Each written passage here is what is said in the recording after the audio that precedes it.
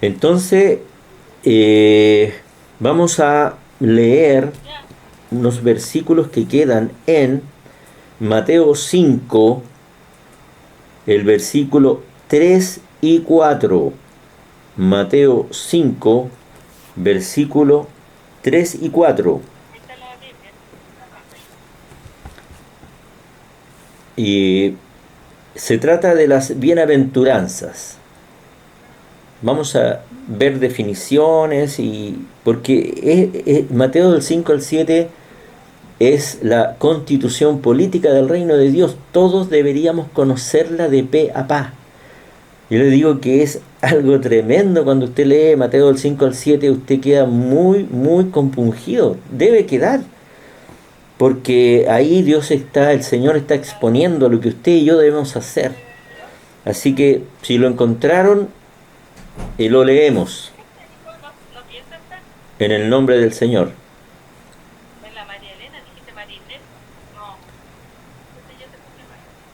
Lo vamos a leer, ¿ya? Apaguen los micrófonos. Ahora apaguen los micrófonos. Vamos a leerlo en el nombre del Señor.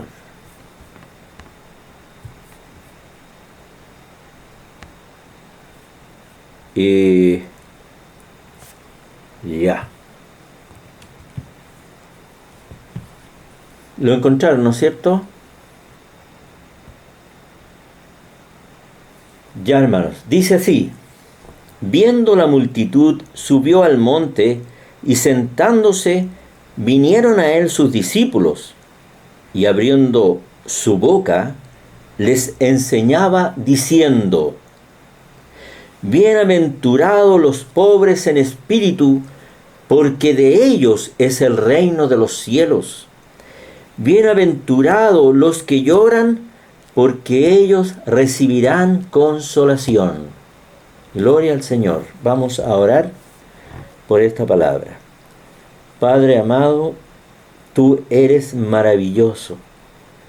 Padre, gracias porque tú eres quien dirige nuestras vidas. Tú eres el dueño de estas vidas. Tú eres el que anhela que te conozcamos más y más, conozcamos tu amor, conozcamos tu palabra, tus principios, Padre, conozcamos tu voluntad. Padre, gracias por este día en el cual vamos a compartir entre todos una palabra tuya. Padre, gracias por Cristo, en el cual nos refugiamos, nos acercamos, nos parapetamos, por decirlo así, nos escondemos en Cristo. Gracias, papito. Ayúdanos a entender, a comprender esta palabra, del mayor hasta el menor, y sea una bendición para tu pueblo, para tus ovejas, tus corderitos, Padre. En el nombre de Jesús te lo pedimos. Amén y amén. Y en el mundo hay aflicción por todos lados, ¿no es cierto? ¿Cómo comenzó esta aflicción? Para los más pequeñitos que no saben, Adán fue creado por un Dios santo, por lo tanto Adán no tenía pecado. Su naturaleza era pura, no tenía ni siquiera la tendencia al pecado. Sin embargo, era posible que Adán pecara, porque él tenía el libre albedrío. Él podía elegir, igual que usted y que yo, podemos aún elegir el camino que queremos seguir, si obedecer a Dios o ignorar la palabra del Señor. Entonces Adán vivió, ¿no es cierto?, con esa cualidad. Dios sabía que Adán necesitaba una esposa, porque Dios quería formar una gran familia de muchos hijos iguales a Jesús. Entonces, como sabemos, de la costilla de Adán, ¿no es cierto?, formó a Eva, y Adán le puso madre de todos los vivientes. Todo era maravilloso, ¿no es cierto? Y bendijo Dios a Adán y Eva y les dijo: fructificad y multiplicaos, y sojuzgad la tierra. Dios le puso en un hermoso jardín que se llamó el huerto del Edén. El trabajo de Adán, como dijimos, era el labrar y guardar el huerto. Adán y Eva eran felices en el huerto del Edén. Tal vez vivieron mucho tiempo en ese lugar. Y lo más importante de Adán y Eva era que tenían una maravillosa comunión con su Hacedor, con Dios mismo, el cual lo visitaba, dice la Escritura, por la tarde, ¿no es cierto? En la frescura de la tarde, dicen algunos, lo visitaba y conversaba con Adán. ¿A usted lo visita el Señor y conversa con usted? Gloria a Jesús. Pero ocurrió un hecho lamentable. Adán decidió por sí mismo desobedecer a Dios, escuchar la voz de la serpiente a través de su esposa Eva y tomar la decisión de desobedecer a Dios. Y ahí viene el gran problema. El problema que nos hace llorar, nos hace gemir, nos hace entristecernos, nos hace tener un espíritu angustiado y deprimido, ¿no es cierto? Porque en ese minuto Dios pronunció una maldición para la mujer: parirás con mucho dolor, y para Adán: tú comerás con el sudor de tu frente el pan cada día. Y después, la última maldición, le dijo: como del polvo fuiste tomado, al polvo volverás. Ya Adán iba a gustar la muerte, la tremenda desaparición, ¿no?, de su vida, por decirlo así, de la faz de la tierra. Sus huesos se iban a volver a la tierra, se iba a descomponer y iba a ser parte, ¿no es cierto?, de ese terreno donde él vivía. Y ahí comenzó todo. Ahí comenzó el dolor y el sufrimiento que usted tiene, que yo tengo, ¿no es cierto? El más grande sufrimiento que un hombre puede tener es la muerte de un ser querido. Me imagino yo que podría ser ese. Pero pensemos ahora, ¿qué es lo que quiso el Señor decir en este sermón del monte? ¿No es cierto? ¿Qué es el sermón del monte? El sermón del monte, o de la montaña que le llaman algunos, es una prédica, un sermón dado por Jesús a sus discípulos y a una gran multitud. La tradición dice que este sermón se desarrolló en la ladera de una montaña, por ahí se llama sermón del monte. Y se cree que esta montaña, ¿no es cierto?, se llama Monte de las Bienaventuranzas. Eso habría que confirmarlo, no tiene ninguna importancia para lo que estamos hablando. Entonces, ¿en qué consistía este sermón del monte? El mensaje era, ¿no es cierto?, y era sobre la verdadera ley de Moisés. El Señor quería demostrar que es imposible ser salvo por la ley de Moisés, demostrándonos que somos culpables de pecado y presentándonos a Jesús como el verdadero camino de salvación. También habla en contra del mensaje de los fariseos, que querían o enseñaban la salvación por obras. Muchos esperaban de estos fariseos, ¿no es cierto?, y de la gente que escuchaba el sermón, esperaban que Jesús fuera un líder político-militar. ¿Para qué? Para hacerlo rey y fueran liberados de la esclavitud de Roma. Ahora, la marca la conducta de un hijo de Dios en todo tiempo, el llevar a cabo, ¿no es cierto?, las palabras que están en este sermón, ¿no es cierto?, y que nosotros debemos estar atentos. Y como dije en un principio, nadie de nosotros debe ignorar esta palabra que aparece en Mateo del 5 al 7. Las bienaventuranzas Ahora, las bienaventuranzas, ya hablamos del Sermón del Monte, ahora las bienaventuranzas significa bendito. Y estas bienaventuranzas constan de 8 declaraciones de bendición dichas por Jesús al principio del Sermón del Monte. La palabra traducida como bendito significa, o bienaventurado significa bienestar espiritual, prosperidad. Es una palabra que se refiere a un profundo gozo del alma. Bienaventurado también se puede traducir como feliz, dichoso, y que califica al poseedor de esta cualidad como digno de felicidad. Ahora, ¿qué es consolar? Dice en el versículo 3, dice, en el 4, perdón, dice: bienaventurados los que lloran, porque ellos recibirán consolación. ¿Qué es consolar? Es un término que se refiere como a la acción o resultado de consolar o consolarse. Esto es, aliviar una tristeza, una aflicción, un sufrimiento, una pena, una amargura, un dolor grande de la persona, así como cambiar su estado de ánimo. Por lo tanto, cuando dice: bienaventurados los que lloran, porque ellos recibirán consolación, quiere decir que Dios mismo nos sacará de ese dolor, de esa tristeza, de esa aflicción, de ese sufrimiento, de esa pesadumbre, de esa amargura, y nos dará gozo y alegría. Eso es lo que está diciendo ese versículo. Ahora, en el versículo 3 dice: pobres de espíritu. ¿Quiénes son los pobres de espíritu?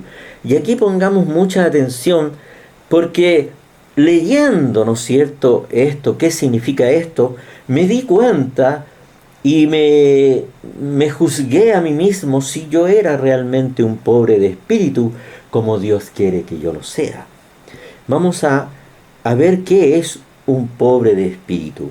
Es una persona que reconoce su miseria espiritual en la presencia de Dios. Un pobre en espíritu es quien sabe que está arruinado espiritualmente hablando cuando estamos sin Dios. Es quien está desprovisto de toda virtud y reconoce su pobreza total delante del Señor. Se refiere a la profunda humildad de reconocer la absoluta escasez espiritual de sí mismo cuando estamos apartados de Dios. Los pobres en espíritu exigen una genuina humildad. A los pobres en espíritu se les exige una genuina humildad y estar despojado de todo orgullo. Gloria al Señor.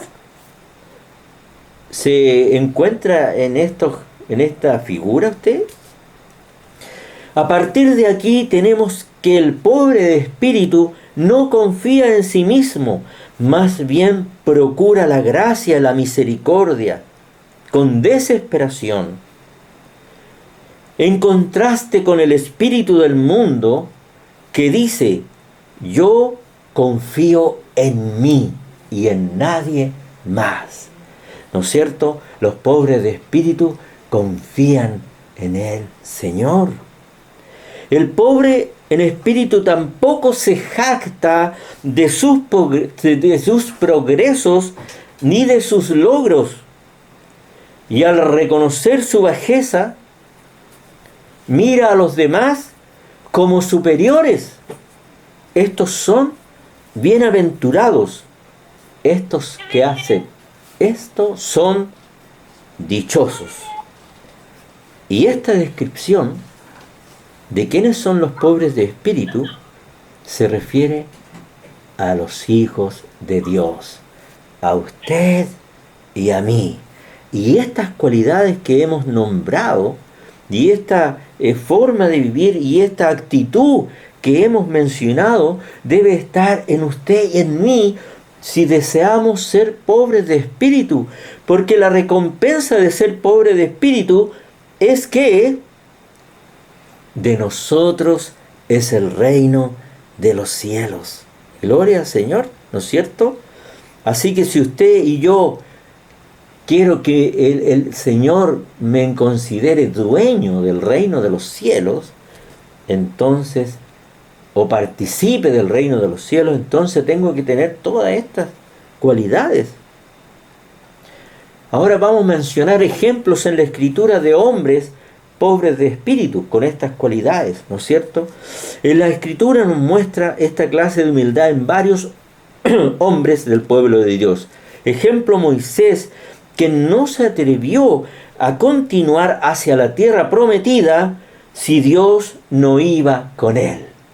En otras palabras, traduciéndolo al momento actual, yo no quiero ningún cargo si no me indica el Señor, si no el Señor está conmigo, si no el Señor me capacita, si el Señor no me capacita, no me abre puerta, no está al lado mío, no es real cada día en mi vida, yo no quiero tener ningún cargo, como decía Moisés, ¿no es cierto? Ningún trabajo para Dios. No quiere él hacer nada. Y no quería hacer nada, no quería guiar a ese pueblo. Él sabía el sufrimiento que habían tenido su pueblo, sus hermanos en Egipto. Esclavitud, dolor, etcétera, etcétera. Pero él dijo, no voy a ninguna parte si tú no vas conmigo. Usted dice lo mismo, piensa lo mismo que Moisés, no hace nada si la capacidad y el poder de Cristo no está en usted, si Él no lo acompaña a lo que usted quiere hacer o a lo que el Señor quiere que usted haga. Entonces, si lo hace, es un pobre de espíritu. Gloria a Jesús. También Isaías, uno de los grandes profetas, el profeta evangelista más grande del Antiguo Testamento, también Isaías reconoció con terror su inmundicia mientras contemplaba la visión de Dios Santo en su trono. Oh, aquí estoy muerto, dice, porque mis ojos han visto al Señor. Él se vio tan pecaminoso y vio a Dios tan santo que él creía que iba a morir por su pecado. Usted también piensa exactamente igual, que usted podría morir por su pecado, por su pecaminosidad, por su carnalidad, por hacer cosas, ¿no es cierto?, que están reñidas con las cosas que Dios quiere que usted haga. Así dice la Escritura. Hasta el mismo Pedro, ¿no es cierto? El otro día hablábamos de Pedro, quien se sobrecogió por su pecaminosidad, por su pecado, y se postró humillado delante del Señor. ¿No es cierto? ¿Por qué? Porque le había negado 3 veces que le conocía. Todos estos hombres reconocieron su miseria espiritual. Todos ellos fueron hombres humildes y dependientes de la gracia divina. Ellos fueron pobres de espíritu.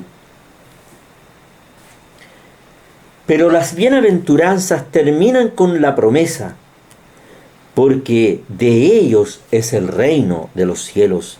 Es decir, que sólo aquellos que entienden su condición pecaminosa y reconocen su ruina espiritual son quienes se acercan humillados a Dios y son recibidos en su reino. Gloria al Señor. Reconoce su pecado, reconoce su pecaminosidad, viene al Señor, ¿no es cierto?, derramado delante de Él. Yo quiero hacerlo. Usted, dice la palabra, para animarnos, dice que si usted es un pobre de espíritu, son pocos los pobres de espíritu, son pocos, dice la Escritura, son muchos los llamados y pocos los escogidos, ¿no es cierto? Entonces, para animarlo, en Lucas 12:32 dice: no temáis, manada pequeña, porque a vuestro Padre le ha placido daros el reino. ¿A quiénes son los que quiere darles el reino? A los pobres de espíritu. Gloria al Señor. ¿Quiénes son los que lloran? Dice: bienaventurados los que lloran, porque ellos serán consolados. El primero que lloró grandemente, ¿no es cierto? Y no tenía por qué venir a llorar a la tierra, ¿no es cierto? Estamos hablando de nuestro amado Señor Jesús. Fue el que lloró verdaderamente delante de Dios, ¿no es cierto? Jesús lloró. Jesús se compadeció del sufrimiento humano. En Juan 11:32 al 36, voy a leerlo. Jesús entonces, al ver llorando a los judíos que la acompañaban, a María, también lloraron. Se estremeció en espíritu y se conmovió. Preguntó: ¿dónde le pusiste? Le dijeron: Señor, ven y ve. Jesús lloró. Entonces los principales sacerdotes y los fariseos reunieron el concilio y dijeron: ¿qué haremos? Porque éste hace muchas señales. O sea, Jesús se compadeció del dolor de Marta, de María y de los judíos que acompañaban a Marta y María por la muerte de Lázaro, ¿no es cierto? ¿Se acuerdan de ese pasaje? Y se conmovió de tal manera que se compadeció del dolor y el sufrimiento que estaban padeciendo. Aunque él sabía lo que venía, sabía que Lázaro iba a resucitar, pero se conmovió porque él vio la pobreza de espíritu de ellos, porque le decían: si tú no te hubieses ido, Lázaro no habría muerto. Tenían un Dios todopoderoso, pero no alcanzaban a ver la magnitud de su poder, la magnitud de su amor, que les devolvió a su hermano Lázaro y lo resucitó y lo sacó de esa tumba de muerto. Gloria al Señor. Jesús lloró viendo el sufrimiento humano. Usted está sufriendo y el Señor está mirando. Y quizás el Señor está llorando con usted porque usted está muy afligido o muy afligida. Está llorando junto con usted. Usted no lo ve llorar, pero quizás está en la presencia de Dios, llorando por usted, por su dolor, su pérdida, su luto, por su tremenda injusticia que está sufriendo, por esas humillaciones que está recibiendo, porque Él se compadece de usted y de mí. Gloria al Señor. También en otra ocasión Jesús lloró por Jerusalén, porque sería destruida. ¿No es cierto? Jerusalén sería destruida.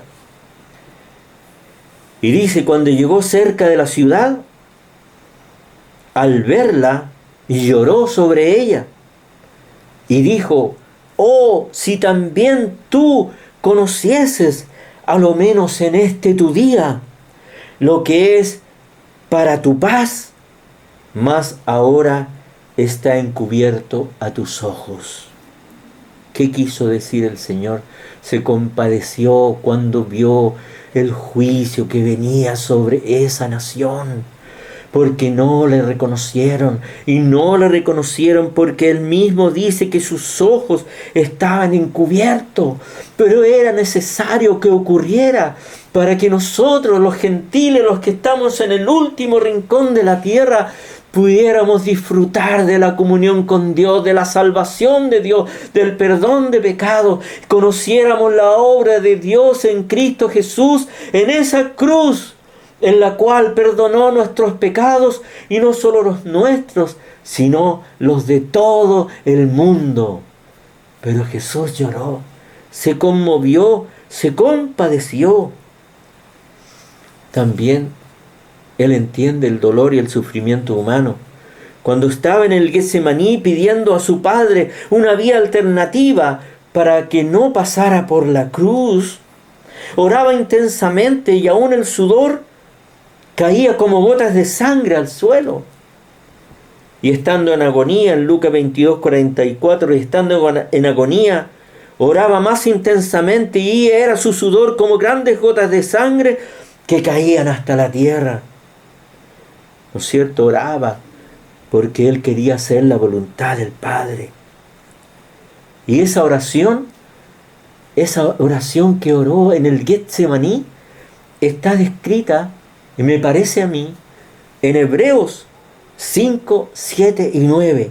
Y dice así: Cristo en los días de su carne, ofreciendo ruegos y súplicas con gran clamor y lágrimas al que podría librarlo de la muerte.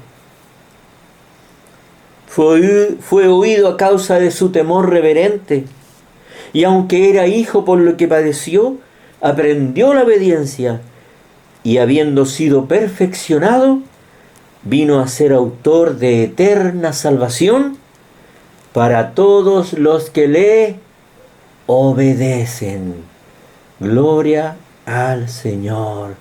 Jesús oró con gran clamor y lágrima para poder completar la obra que Dios le asignó de venir a salvar, para que nosotros tuviéramos una eterna salvación a todos los que creemos en Él, los que obedecemos su palabra y su doctrina. Y Él lloró y derramó su sudor como gotas de sangre. Gloria al Señor. Si Jesús lloró, ¿cuánto más nosotros debemos llorar? ¿No es cierto? Y aquí vamos a ver por qué debemos orar, por qué debemos llorar, o por qué lloramos nosotros los cristianos. Debemos llorar por nuestro pecado. Nuevamente mencionamos a Pedro en Mateo 26:75. Pedro lloró amargamente después de negar a Jesús 3 veces, pero esto condujo a un verdadero arrepentimiento de Pedro. Lloró amargamente. ¿Se imaginan ustedes cómo habrá llorado Pedro? Así lloramos nosotros cuando traicionamos a alguno de nuestros amigos, de nuestros pastores, de nuestros líderes, de nuestros seres queridos. Así lloramos como Pedro. Otro ejemplo de aquellos hombres y mujeres que lloraron en la Escritura, ¿no es cierto? Y que lloraba por su pecado. Lo voy a leer, dice Lucas 7, 37 y 38. Entonces una mujer de la ciudad que era pecadora, al saber que Jesús estaba a la mesa en la casa del fariseo, trajo un frasco de alabastro con perfume, y estando ella detrás de él a sus pies, llorando, comenzó a regar sus lágrimas sus pies y los enjugaba con sus cabellos y besaba sus pies, los ungía con el perfume.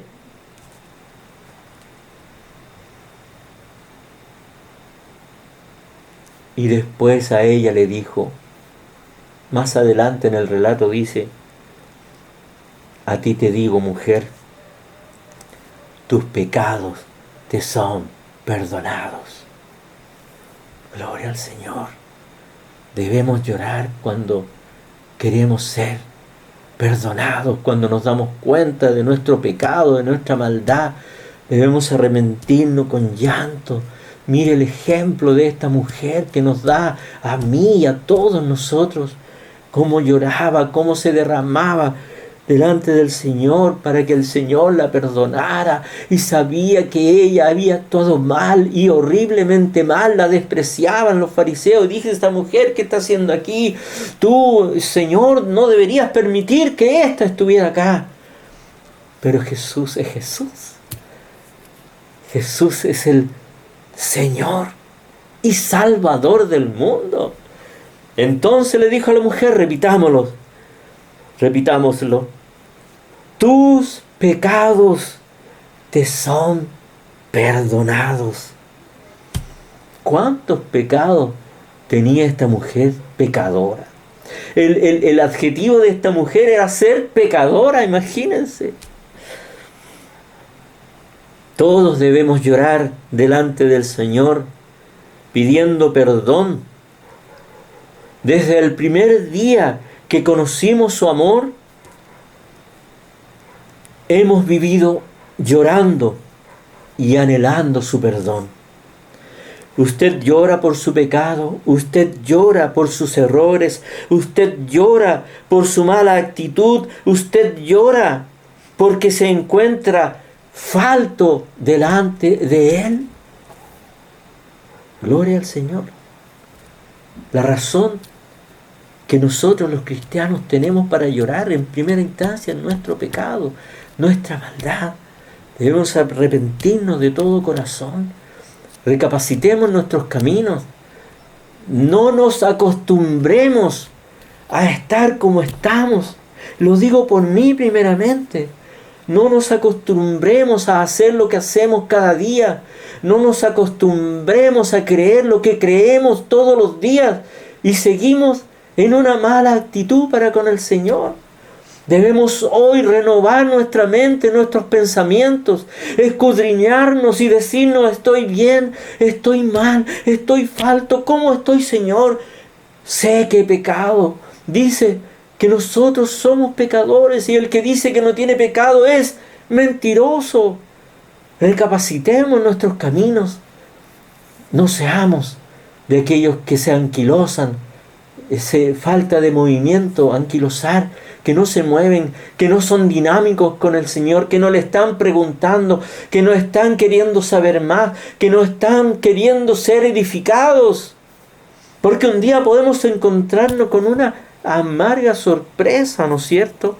Cuando el Señor nos tenga que humillar, y lo digo con temor y temblor, para que recapacitemos nuestros caminos. Ahora, en un principio, yo comentaba que había visto muchas lágrimas en mi casa y en la iglesia. Entonces lloramos también por nuestros dolores y sufrimientos, por nuestros seres queridos. Aquí, si me emociono, rétenme.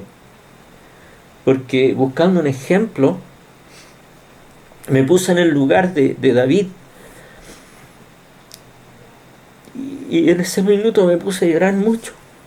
El Señor me ayude. Voy a leer 2 Samuel 18:33. Entonces el rey se turbó y subió a la sala de la puerta y lloró. Y yendo decía, hijo mío Absalón, ¿quién me diera que muriera yo en lugar de ti? Absalón, hijo mío. David lloraba amargamente por su hijo. Me puse en su caso, quizás como lloraba por su hijo. Y aquí hay luto entre nosotros. Y sé que muchos han llorado amargamente por sus pérdidas. En otro ejemplo, David llora la muerte de Saúl y Jonathan. Saúl, que lo persiguió, que lo quiso matar tantas veces. Saúl, que no lo dejó en paz y lo perseguía por los cerros, por las cuevas, por los campos. Lo iba a buscar a otras ciudades. Cuando murió Saúl, David lloró. Usted se compadece cuando un enemigo suyo le pasa algo. Se conmueve su corazón o se alegra que ese enemigo suyo haya sufrido tal o cual cosa. Este es un hombre de Dios. David lloró la muerte de Saúl y con mayor razón la muerte de su amigo del alma, de Jonathan. Gloria al Señor. También, escudriñando, dice Jacob, llora la muerte de José. Tenía tanto dolor, tanta pena Jacob, que dice en Génesis 37:35, y se levantaron todos sus hijos y todas sus hijas a consolarlo, mas él no quiso recibir consuelo y dijo: descenderé enlutado a mi hijo hasta el Seol. ¿Qué quiso decir? Que nada ni nadie lo podía consolar. ¿Quién era el único que podía consolar a Jacob? Jesús, Dios, el Padre amoroso, comprometido. Gloria al Señor. Cómo amó Dios a Jacob, que hizo que se reencontrara con su hijo José en Egipto. Cómo le enjugó, cómo le sacó ese dolor, ese sufrimiento. Cómo lo consoló Dios cuando vio que José era el número 2 de Egipto. ¿Qué pensaría Jacob? Gloria al Señor. Tenemos un ejemplo de cómo Dios puede, ¿no es cierto?, consolarnos eternamente. Me imagino que Jacob se fue contento al sepulcro, o como dice aquí, al Seol, se fue contento. Dios le cambió la perspectiva. Gloria al Señor. Qué maravillosa obra ha hecho el Señor y están descritas en la Escritura. Gloria al Señor. A todos nosotros nos han salido lágrimas de nuestros ojos, lágrimas de dolor, de sufrimiento. Han salido lágrimas de pérdida del ser amado, de ese ser muy querido. En esta iglesia hemos tenido muchas pérdidas de hijos, madres, padres, hermanos, y nuestros ojos se han llenado de lágrimas. Hemos conocido meses atrás un caso que a mí me conmovió mucho, de una madre que perdió 3 hijos el mismo día. Me parece que fue por un incendio.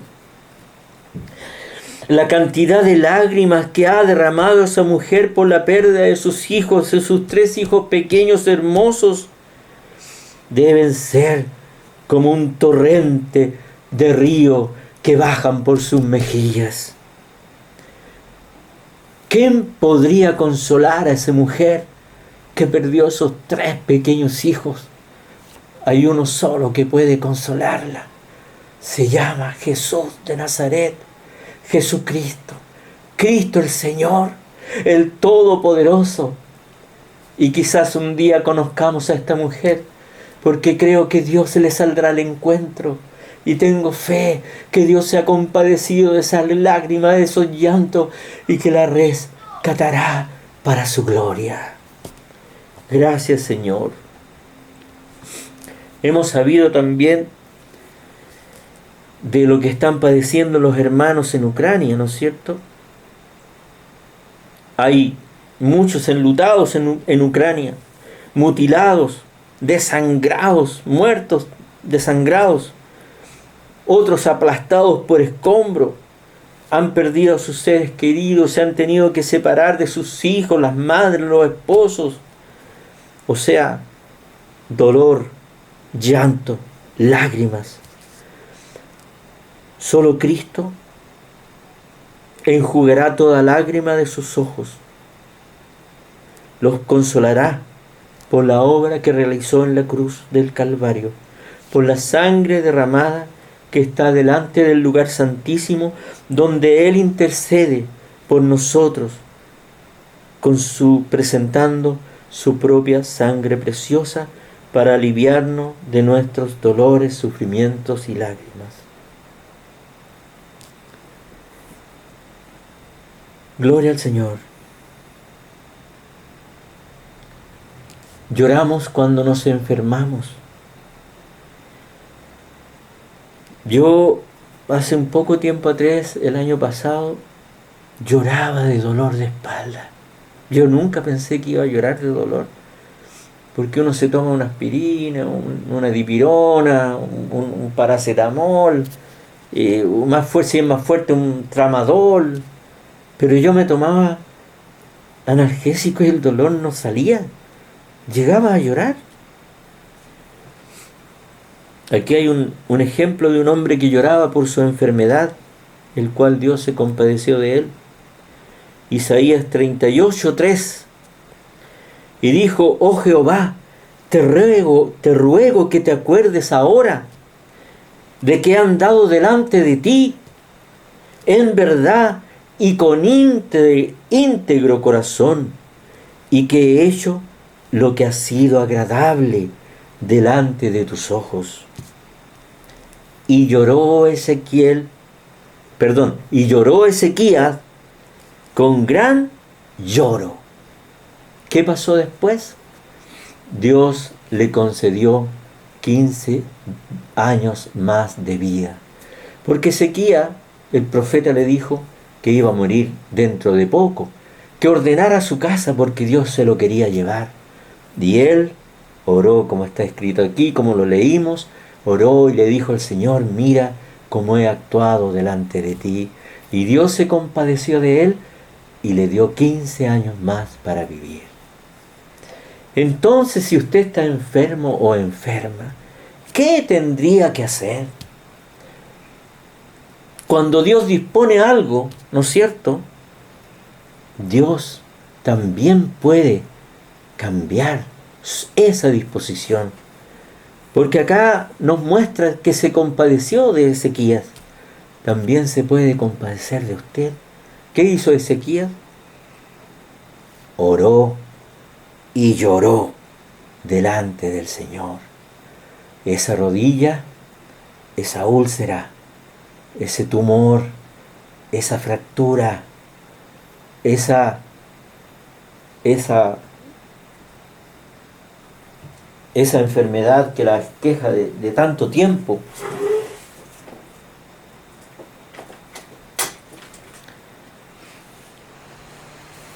también Dios podría sanarla.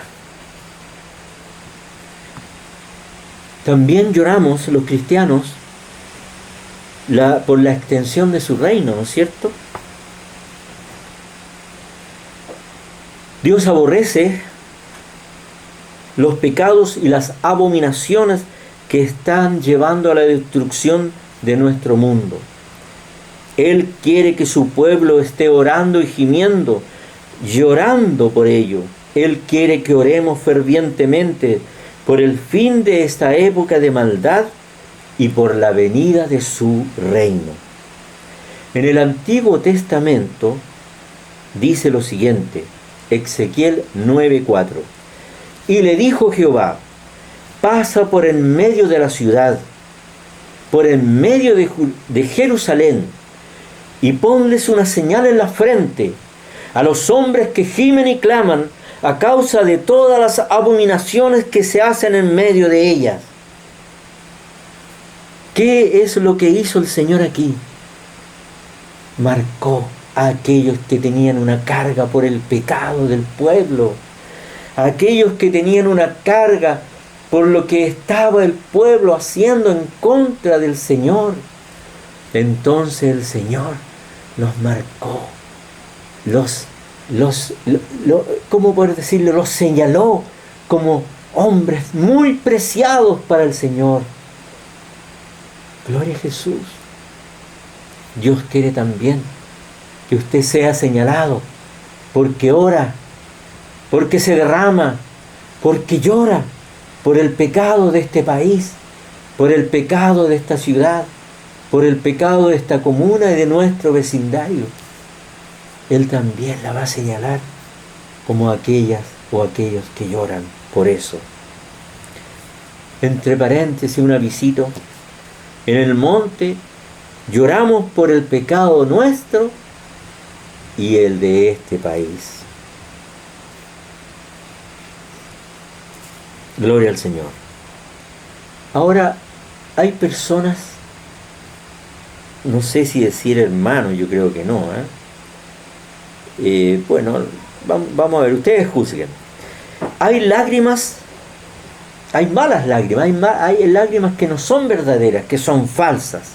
Por ejemplo, tenemos aquí en Jueces 14 y 17, la mujer de Sansón, y ella lloró en presencia de él 7 días que ellos estuvieron en banquete, mas al 7º día él se lo declaró, porque la presionaba, porque le presionaba, y ella lo declaró a los hijos de su pueblo. ¿Cuáles son esas lágrimas? Son lágrimas que manipulan, lágrimas, malas lágrimas, lágrimas falsas, lágrimas que manipulan. Debemos alejarnos de aquellas lágrimas, no tomarlas en cuenta porque son falsas, ¿no es cierto? Ahora hay lágrimas de autocompasión. En Génesis 27:38, Esaú llora por la bendición de su padre después que vendió su primogenitura.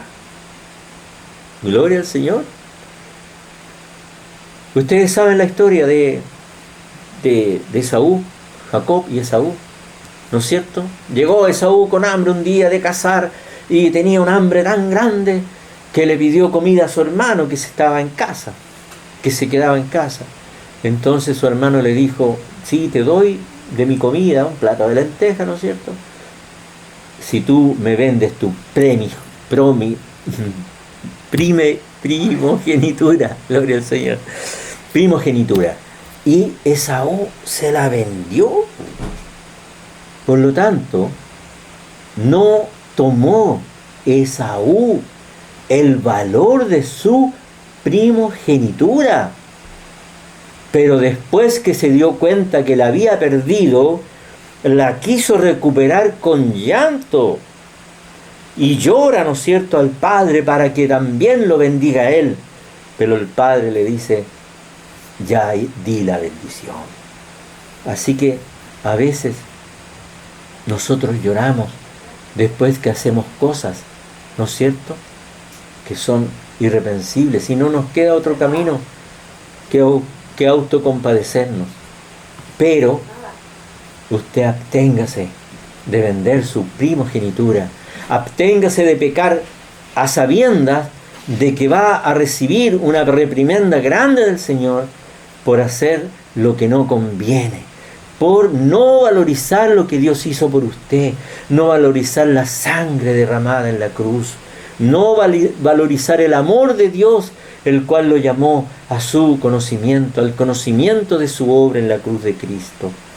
Así que usted sea sabio y no venda lo que Dios le ha dado. Ese tesoro hermoso, esa perla preciosa que Dios le puso en sus manos. Manténgase firme delante del Señor.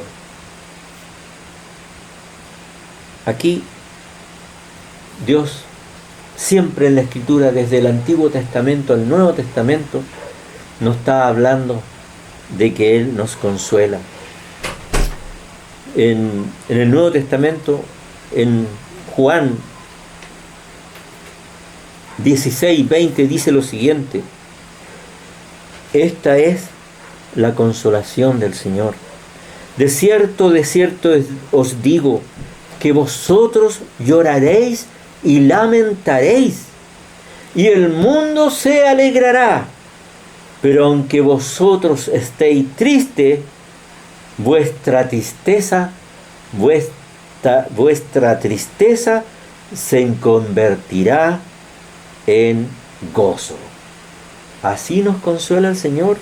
Él sabe, ¿no es cierto?, que nosotros podemos llorar y lamentar mucho por las cosas que padecemos. Pero Él, ¿qué dice? vuestra tristeza se convertirá en gozo. Usted está llorando en este minuto, se está lamentando, no puede consolarse, no puede conformarse, dice la gente también. Dios le dice, tu tristeza se va a convertir en gozo. Gloria al Señor. En el Salmo 35 dice, como dijo David, porque un momento será su ira y su favor dura toda la vida. Por la noche durará el lloro y a la mañana vendrá la alegría. Gloria al Señor. Dios está diciendo que es poco tiempo el que usted va a sufrir, que es poco tiempo el que usted va a llorar, es poco tiempo que Él va a pasarlo como si fuera de la noche al día. Gloria al Señor. Las bienaventuranzas nos representan un mundo al revés. Ciertamente las cosas de Dios, desde el punto de vista de Dios, son totalmente distintas al pensamiento humano. Para Dios son felices, dichosos, bienaventurados aquellos que se consideran desdichados, infelices, que no sirven para nada, que ni siquiera los toman en cuenta. Para Dios son felices porque tienen lo más grande y lo más importante que puede tener un hombre, a Dios morando en sus corazones. Gloria al Señor.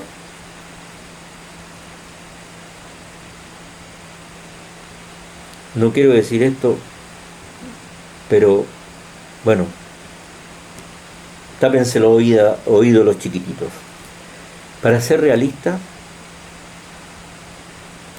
los que están padeciendo en Ucrania van primero que nosotros en estas experiencias, porque cada vez el enemigo tomará poder de la tierra y del mundo. El mundo será, según la Escritura, completamente devastado. Así como en un principio la iglesia primitiva, por decir así, fueron perseguidos, fueron quemados en la hoguera, fueron comidos por leones, fueron comidos en el circo romano por esos leones, ¿no es cierto?, que sabemos, fueron aserrados, decapitados, muertos a filo de espada. Así como en un principio, en el primer tiempo, en la primera era de la iglesia cristiana, hubo mucho dolor, llanto, persecución, muerte. Pero esta palabra es la que tiene que anclar nuestros corazones en Cristo Jesús. Este versículo que está aquí tiene que anclarla a usted y a mí ante toda esta adversidad que podría venir, ante todo dolor y sufrimiento, escasez y pérdida. Tenemos que afirmarnos de este versículo. Apocalipsis 21, 3 y 4. Y oí una gran voz del cielo que decía: He aquí el tabernáculo de Dios con los hombres, y Él morará con ellos, y ellos serán su pueblo, y Dios mismo estará con ellos, y ellos estarán con su Dios. Enjugará Dios toda lágrima de los ojos de ellos, y ya no habrá más muerte, ni habrá más llanto, ni clamor, ni dolor, porque las cosas primeras pasaron. Porque las primeras cosas pasaron y ya no se hallaron más. Amado hermano, amada hermana, ese dolor, ese llanto, que Dios la puede consolar, esa enfermedad que la hace llorar, Dios la puede sanar. Dios, dice, como leímos, en un día para otro puede liberarla del dolor y el sufrimiento. Pero esta palabra es una palabra para todo tiempo, para todo el tiempo que esté sobre la tierra. Un día no habrá más dolor, no habrá más muerte, no habrá más llanto, no habrá más lágrimas en nuestros ojos.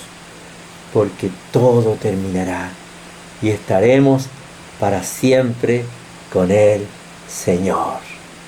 Regocijémonos en el Señor en todo momento. Gloria a Jesús, gracias, amén.